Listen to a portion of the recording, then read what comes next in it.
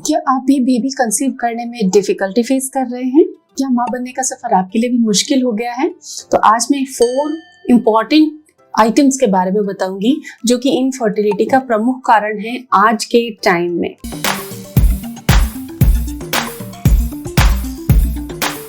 Hello and welcome begin to YouTube Saheli channel. आज 4 ऐसे important चीजें विद लॉजिक मैं आपको एक्सप्लेन करूंगी जिनको अगर अब तक आप यूज कर रहे हैं तो आप अवेयर हो जाएंगे कि अब मुझे क्या करना है और अब तक मेरे साथ प्रॉब्लम हो ही क्यों रही थी। तो डेफिनेटली आपकी प्रॉब्लम एंड होगी, ये वीडियो पूरा देखें और हाँ, चैनल को भी जरूर सब्सक्राइब करें ताकि आप हमसे जुड़ सके। फ्रेंड्स, हम जो 4 फूड आइटम्स के बारे में जानने वाले हैं उससे पहले हम जानते हैं कि हार्मोनल इम्बैलेंस के फॉर्म्स क्या क्या हैं।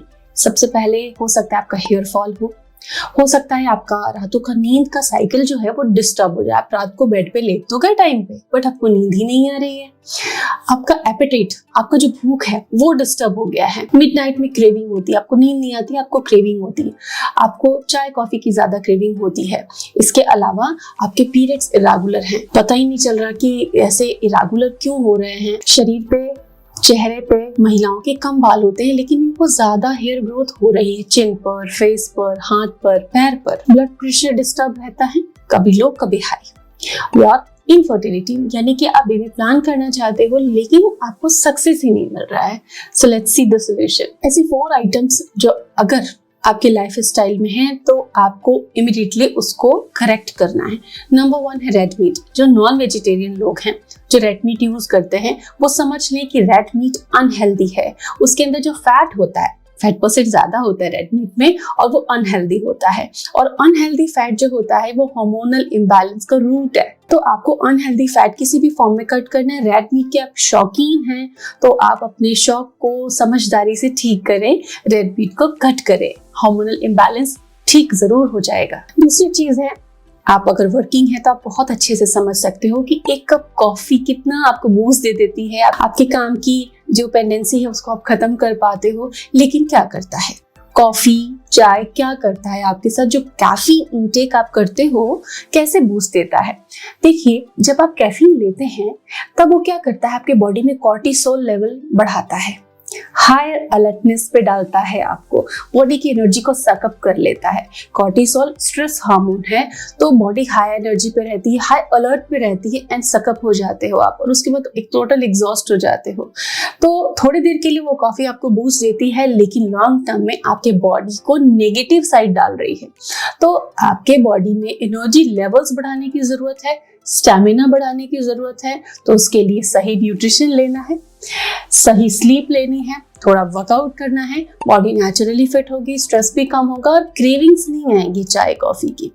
एड्रिनल्स एग्जॉस्ट कर लेते हैं हम काम कर कर के और उसके बाद हम चाय और कॉफी लेके बूस्ट लेते हैं थोड़ा तो अपने काम को पूरा करने के लिए। तो चाय कॉफी एक लिमिट में ले। और अगर आप टोटली फिट हो तो फिट लोगों के लिए 50 ml 60 ml या एक बार चाय या कॉफी लेना बुरा नहीं है।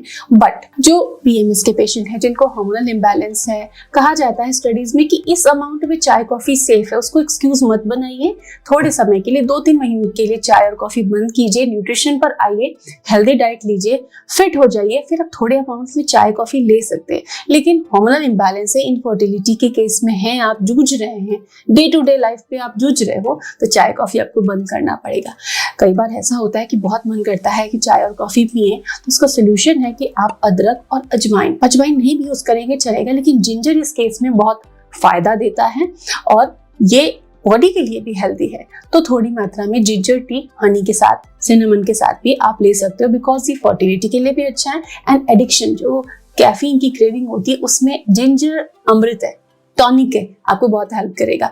ट्राई इट, इसको जरूर आप ट्राई कीजिए। प्रोसेस्ड फूड, आज के टाइम में क्या हुआ, प्रोसेस्ड फूड की एंट्री कैसे हुई? ज्यादा बिजी रहने से। कि हम ज्यादा बिजी रहते हैं तो हम चाहते हैं कि जल्दी से प्रिपेयर हो जाने वाला फूड हमें मिल जाए। तो ऐसे में ब्रेड की, पाव की और बहुत सारी ऐसी चीजों की एंट्री हो गई। इसके अलावा हमारे जो सेरेमनीज थी उसमें जो हम मीठे घर में प्रिपेयर करते थे उसमें भी केक, पेस्ट्रीज एंड मीठी बहुत सारी चीजें वेस्ट से एंटर हो गई हैं जो कि टोटली हमारे लाइफ स्टाइल में अनहेल्दी है। तो जो भी प्रोसेस्ड चीजें आप यूज करते हो, इवन बिस्किट्स अगर आप घर में डेली चाय के साथ बिस्किट्स लेते हो या बच्चों को भी देते हो तो उसे आप बंद करें, उसमें गुड फैट नहीं है, उसमें बहुत सोडियम है, तो वो चीजें आपको नहीं लेनी है। प्रोसेस्ड कोई भी चीज घर में आ रही है, इवन सॉसेज, डिप्स, चटनी, इनको भी आप रोकें। नेचुरल घर में बनी हुई चीजों को इस्तेमाल करना शुरू करें। गलतियां यही हम करते हैं, हम सोचते हैं कि इतनी सी चीज से क्या हो जाएगा, लेकिन इतनी आप बार बार लेते हैं, हर दिन यूज करते हैं, तो वो आपको नुकसान पहुंचाता है।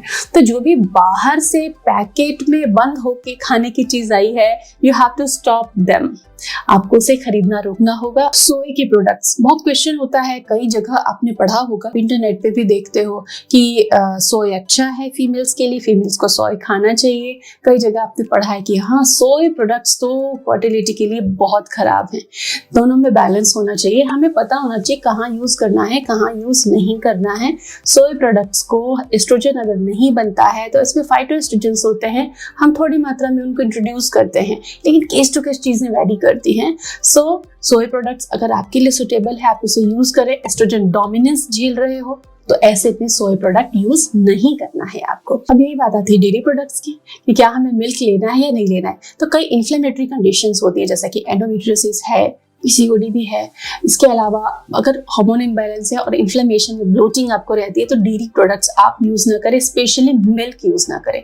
आप छाछ, बटर मिल्क ले सकते हो, वो इन्फ्लेमेशन को रिड्यूस करेगा, लेकिन मिल्क आपको यूज नहीं करना है, वो भी हाई फैट, जो नेचुरली हाई फैट वाला मिल्क होता है, जैसे बुफेलो मिल्क है, नहीं यूज करना।